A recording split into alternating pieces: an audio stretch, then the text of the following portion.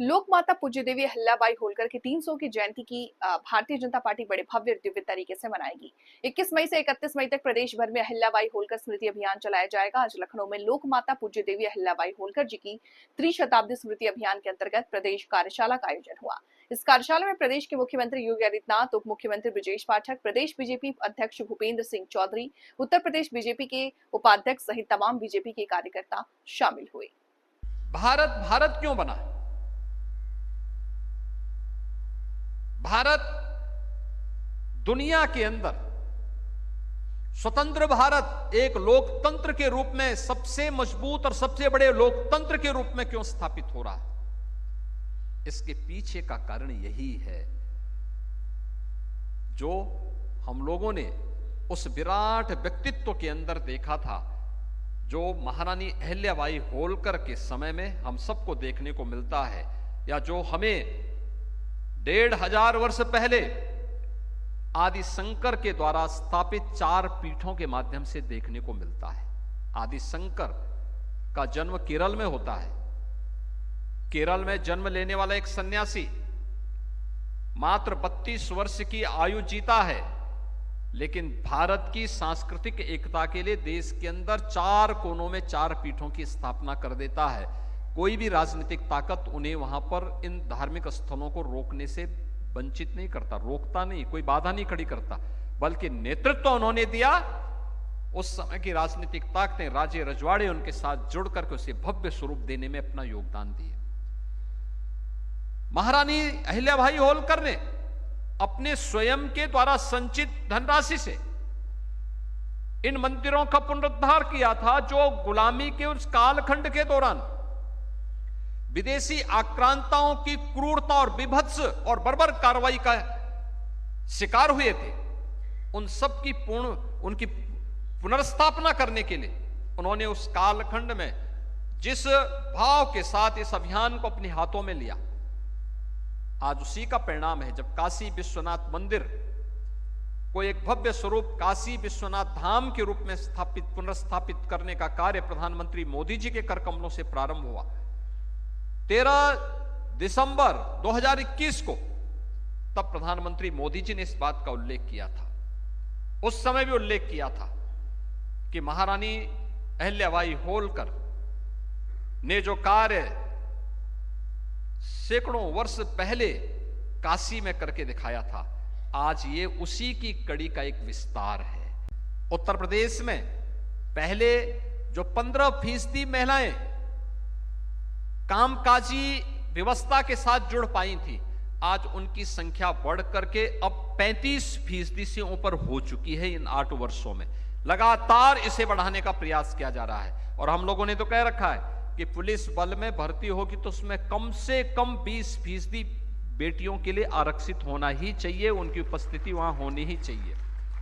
और आज उसका परिणाम हमारे सामने दिखाई दे रहा है। मिशन शक्ति का अभियान भी उसी श्रृंखला का एक हिस्सा है। धर्म पर आधारित कोई भी व्यवस्था न्याय का कारण भी बनेगा और आत्मनिर्भरता और सशक्तिकरण का भी माध्यम बनेगा। देवी अहिल्याबाई होलकर के द्वारा जो ये भाव अपनी शासन व्यवस्था को चलाते समय रखा गया था, वह आज डबल इंजन की इन सरकारों के कार्य पद्धति से देखा जा सकता है, समझा जा सकता है। कार्यशाला का उद्देश्य भी इसी भाव के साथ आगे बढ़ाने का है। एक व्यापक जनसंपर्क का कार्यक्रम, हर एक जगह हम जाएं, छोटी छोटी गोष्ठियां करें। महापुरुष की स्मृति दिवस, ये 300वां उनका जन्म शताब्दी वर्ष है। 31 मई 2025 महारानी अहिल्याबाई होलकर का 300वीं जन्म जयंती का कार्यक्रम होगा। 21 से लेकर के 31 तक उनका पुण्य स्मरण हमें विभिन्न कार्यक्रमों और जन संवाद कार्यक्रम के माध्यम से करना है। इन कार्यक्रमों के बहाने केंद्र और राज्य सरकार की महिला सशक्तिकरण और महिला स्वावलंबन के लिए किए गए कार्यक्रमों को अलग अलग प्रकार से रेखांकित करने के लिए, क्या जो शौचालय बने, 12 करोड़ शौचालय देश के अंदर बने, क्या ये महिला सशक्तिकरण का आधार नहीं था? 80 करोड़ लोगों को फ्री में राशन की सुविधा का लाभ देने की व्यवस्था हुई। क्या यह महिला सशक्तिकरण का आधार नहीं? क्योंकि गृहस्थी का संचालन तो एक नारी करती है, उसको पता है कैसे घर चलाना है। आयुष्मान भारत के माध्यम से जिन 50 करोड़ लोगों को देश के अंदर स्वास्थ्य की सुविधा का लाभ प्राप्त हो रहा है, यह महिला सशक्तिकरण का उदाहरण है। 12 करोड़ परिवारों को उज्ज्वला योजना के अंतर्गत जो रसोई गैस के सिलेंडर प्राप्त हुए, तो फेफड़े भी खराब होने से बचे, आंखें भी खराब होने से बची। यह भी महिला सशक्तिकरण का एक उदाहरण है। और यही नहीं, यानी यह श्रृंखला केवल यहीं पे थमती नहीं है।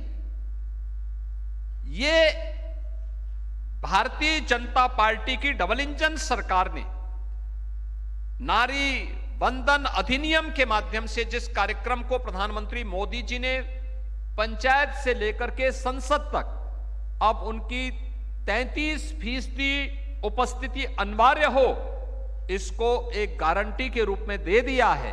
ये गारंटी उसी श्रृंखला का हिस्सा है कि आधी आबादी आज जीवन के प्रत्येक क्षेत्र में, वह ग्राम प्रधान हो या देश की संसद में,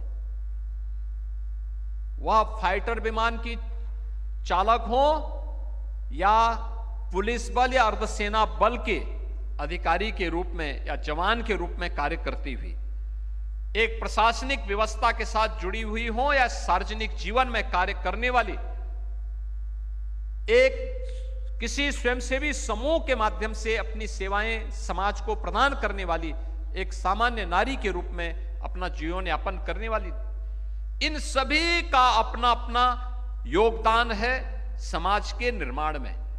हम उनके सामने जाकर के डबल इंजन सरकार के द्वारा जो कुछ भी किया गया है उसके प्रति कृतज्ञता ज्ञापित करते हुए अगर हम उनको बताएंगे कि ये चीजें हुई हैं और आने वाले समय में ये कार्यक्रम सरकार के द्वारा आयोजित होने वाले हैं, तो मुझे लगता है कि यह देवी अहिल्याबाई होलकर के प्रति हमारी विनम्र श्रद्धांजलि होगी, हमारी ओर से कृतज्ञता होगी।